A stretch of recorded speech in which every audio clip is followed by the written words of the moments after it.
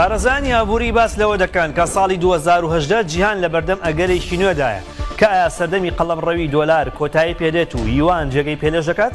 ئایا ساڵی 2010 سەرەتایی کۆتایی پێترۆدۆلار و هاتنی پێترۆیوانە یان نا؟ بۆ گۆڕینی یاساکانی ئەم هاوکێشەیە سعودیە کارەکتەری سەرەکیە. ئێستا ئەو لە نێوان دوو بژاردەدایە، یەکیان لەویتریان تاڵتر.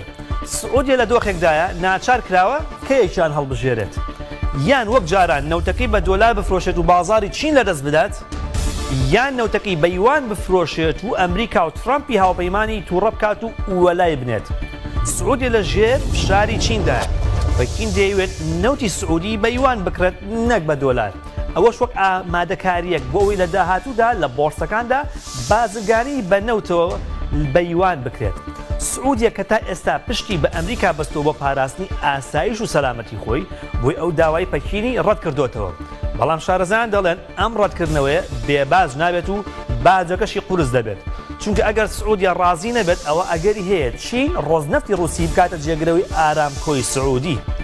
لە بەرامبەر فشارەکانی چینیش بێگومان ئەمریکا هەیە، ئەو ئەمریکایی کە دۆلارەکەی نەیتوانی بەهای خۆی لە بازاری بۆرسەی جیهانیدا گوێگیر کات تا ڕێکەوتنامی ساڵی 1976 کرا لە نێوان واشنگتۆن و ڕیاض بۆ دیاریکردنی نرخی نەوت بە دۆلار. لە نێوان چنگی ئەم جوانەدا چاوەڕوان دەکرد ڕووبەری جوڵە لە ساڵی 2010دا بۆ سعودیە کەم بێتەوە. ئێستا پرسیارەکە ئەوەیە بۆچی ئەمریکا دەیەوێت بە دۆلار، چین دەیەوێت بە یوان مامەڵە بەنەوتەوە بکرێت؟ چونکە ڕۆژانە 93 بۆ 96 ملیۆن بەرمیل نەوت لە جیهاندا بەکاردێنێت، واتە ساڵانە بە بەهای 1 تریلیۆن و 720 ملیارد دۆلار مامەڵە و کڕین و فرۆشن بەنەوتەوە دەکرێت. ئەوەش مانای وایە گرێبەستەکانی نەوت وەک پاڵپشتێکی بەهێزن بۆ دۆلار، چونکە دۆلار مامەڵەکان بە دۆلارەوە دەکرێن و ئەوەش خواست لەسەر دۆلار بەرز دەکاتەوە. پرسیارێکی دیکەوەی بۆچی سعودیە لە ژێر فشاری ئەمریکادایە؟ چونکە ئەمریکا گەورەترین بەکاربەری نەوتە لە جیهاندا، ڕۆژانە 9 ملیۆن و 300 هەزار بەرمیل نەوتی لیتەیی و بەردین بەرهەم دێنێت. ئەوە شوای کردووە کە لە بەکاربەرێکی نەوتی سعودیەوە ببێتە ڕکابەرێکی نەوتی سعودیە.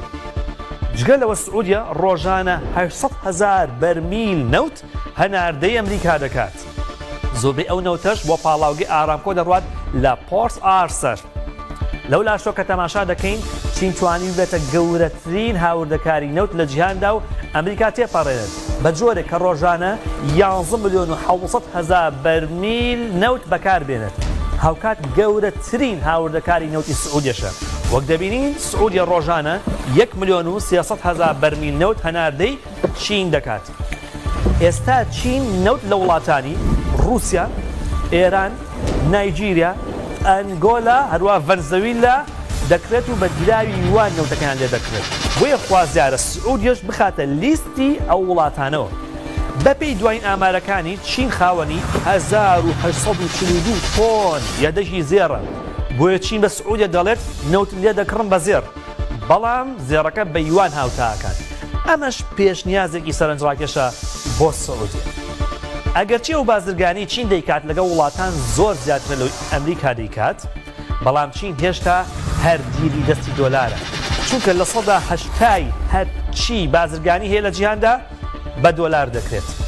لە سەدا 60 هەرچی پارە هەیە لە بانکە نێودەوڵەتەکان و بانکە ناوەندەکاندا بە دۆلارە. بۆی ئەگەر لە کاتێکدا نەوت بە یوان مامەڵی پێوە بکرێت ئەوە ساڵانە دۆلار 600 بۆ 800 ملیارد پاشەکشە دەکات. پرسیارەکە ئەوەیە ئایا ڕووبەری مانۆر لە بەردەم سعودیە فراوانە یان بەرتەسکە؟ ئایا سعودیە لە نێوان دۆلار و یواندا بژاردەی سێمی هەیە؟